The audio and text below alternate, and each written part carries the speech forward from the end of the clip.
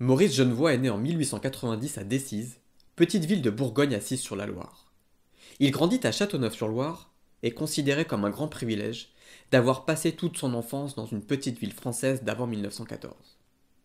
Officier de réserve, il est mobilisé pendant la Grande Guerre. Il en revient avec une grave blessure et un recueil de récits de guerre, ceux de 14, qui est son témoignage sur les horreurs des combats.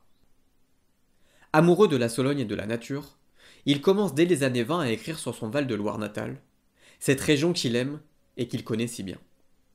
Il est élu à l'Académie française en 1946 et en devient le secrétaire perpétuel.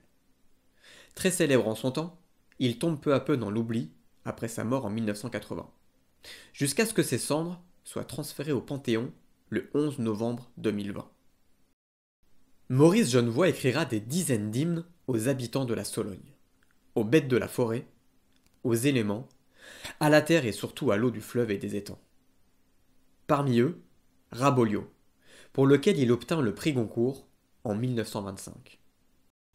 On y suit Pierre Fouque, appelé Raboliau parce qu'il ressemble à un lapin de Rabolière. Après avoir combattu dans les tranchées, il renoue avec sa condition de bûcheron dans son village natal. Raboliau est un homme libre, humble et contemplatif, presque sauvage, qui refuse toute forme d'autorité. Comme tous les Solognots d'alors, il est passionné de chasse et pratique la chasse clandestine pour nourrir sa famille. Mais le braconnage est illégal. Aux prises avec les transformations sociales de son temps, et poursuivi par les gendarmes, il est contraint d'abandonner sa femme et ses 3 enfants et de se réfugier dans la nature. Jusqu'au dénouement dramatique de sa cavale.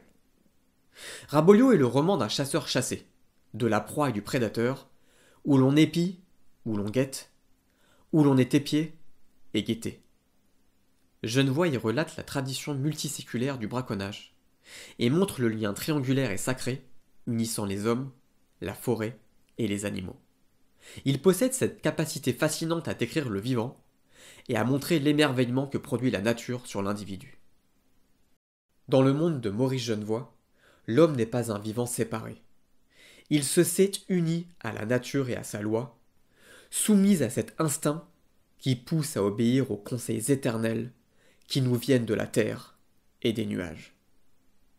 Le roman expose la distinction entre la loi naturelle, dont les hommes sont les sujets, et la loi des hommes, à laquelle ils doivent se soumettre. On y lit par là une critique de la modernité, qui cherche à enserrer l'homme dans un carcan de normes invisibles, parmi lesquelles le respect du droit de propriété. Raboliau déplore que seuls les grands propriétaires, à qui appartiennent les terres, ont le droit d'y chasser librement. Et si quelques hommes, plus riches, accaparent le droit à la chasse, s'ils défendent leurs droits avec l'appui des lois, est-ce qu'il n'est pas d'autres lois plus anciennes, qu'on chercherait en vain dans les codes, mais que les gars de Sologne connaissent bien, puisqu'ils les sentent vivre en eux-mêmes?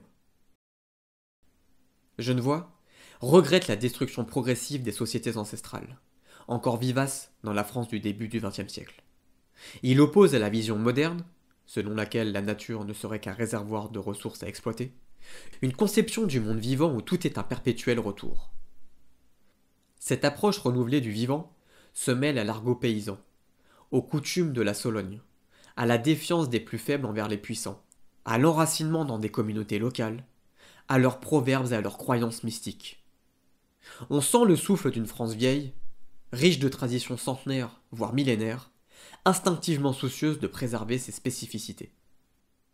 Plus qu'un roman, Raboliau est un véritable hymne à la nature et à la liberté.